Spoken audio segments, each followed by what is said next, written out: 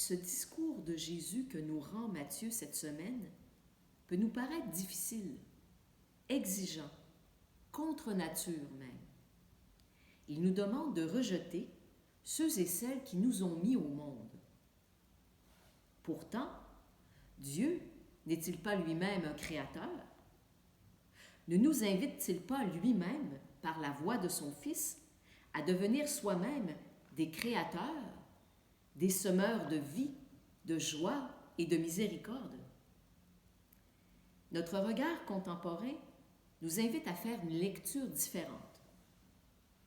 Le discours de Jésus nous invite à sortir de soi pour élever notre regard. Il nous demande d'étendre notre cercle de bienveillance au-delà de cet utérus familial et social qui nous a portés. Il nous demande d'aller au-delà de la communauté qui nous a fait grandir, au-delà du clan qui nous a toujours reconnus comme l'un des siens. Ces liens que nous avons tissés à l'ombre de notre langue, de notre région, de nos frontières, Jésus nous appelle à les porter plus loin.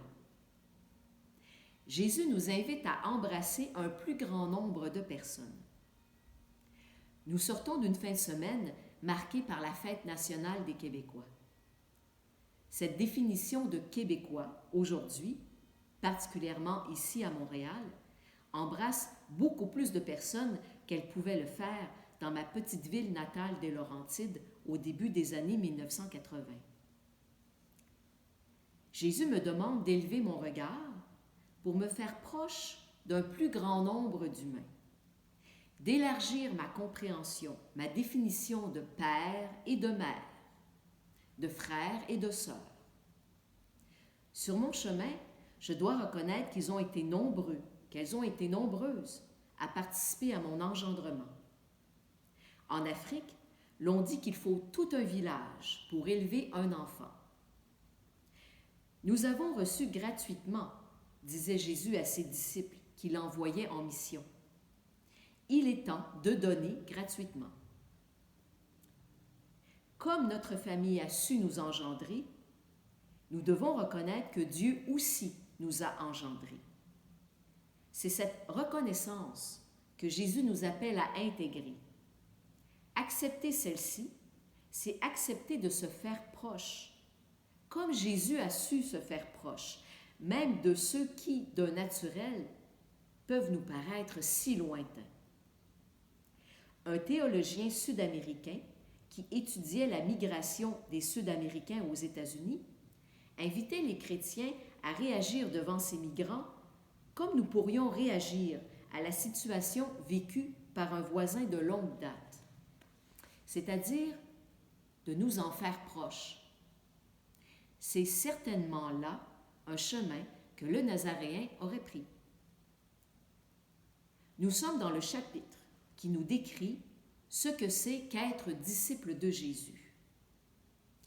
Il y a comme une ligne directrice qu'il ne faut pas oublier, une sorte de maillon qui relie le disciple à Jésus et Jésus au Père divin.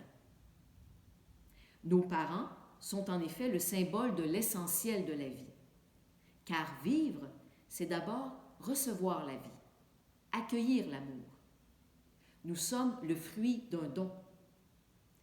En effet, nous ne sommes pas le décideur de notre propre existence. Nous n'avons pas choisi de naître à ce monde et nul ne devient vraiment adulte qu'en acceptant d'être comme un don au monde. Mais d'autre part, ceux qui nous ont engendrés ne sont eux-mêmes que des relais de l'unique engendreur, de la seule source créatrice de la vie, Dieu. Prendre sa croix, c'est refuser de laisser monter la haine en nous. Si tu limites ton amour à père ou mère, fils ou fille, à tes amis, si tu n'aimes que d'un amour conditionnel, si ton amour se refuse d'aller jusqu'au pardon, alors tu n'as pas encore trouvé la source de la vraie vie, ou tu l'as perdue. Tu n'es pas encore mon disciple et tu n'es pas encore fils, fille du Père divin. Au lieu de faire du ressentiment, de chercher à se venger, prendre sa croix, c'est garder la sérénité dans cette relation. Chercher à comprendre ce qui fait agir l'autre et parvenir à lui parler en faisant appel au meilleur de lui-même.